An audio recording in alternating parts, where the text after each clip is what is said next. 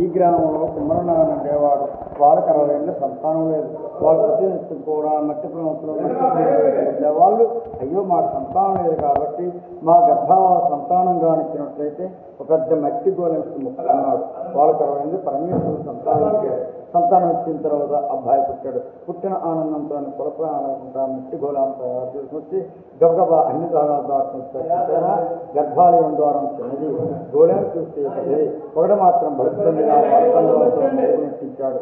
ఎప్పుడు భిన్నమైందో ఆ ఇరిపోయిన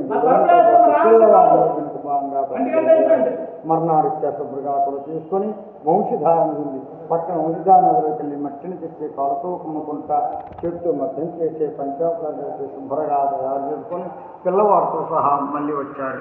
ఆ భగవంతు ద్వారా వచ్చేవరికి రెండో గోళం ఉండిపోయింది. తొలి గోళం అయితే భిన్నమైపోయింది.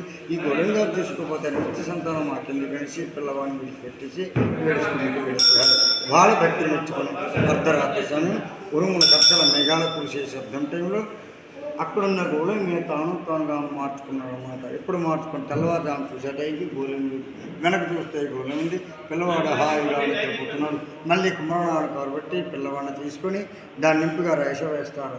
ఎప్పుడు కూడా ఎవరికైనా ఉద్యోగం లేని వారు కానీ, కళ్యాణం లేని వారు కానీ, సంతానం లేని వారు కానీ, వ్యాపారం లేకపోయినా, విద్యపరం లేకపోయినా, ఆరోగ్యపరం లేకపోయినా ఎటువంటి కోరుకుంటే ఒక్కసారి ఆ గోళం తాగితే సంవత్సరం లోపల ఏమవుతుంది, 500 సంవత్సరాలు తిరుగుతుంది.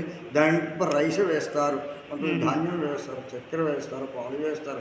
ఎవరి శక్తిని బట్టి నిబంధన అంటే దాంట్లో వేస్తారు. ఇది గోళంతాల చరిత్ర. అది చాలా బాగా చెప్పారండి. శ్రీముఖలింగం యొక్క గోళం తాలూకా కథ ఇది. సరే, ఓకే.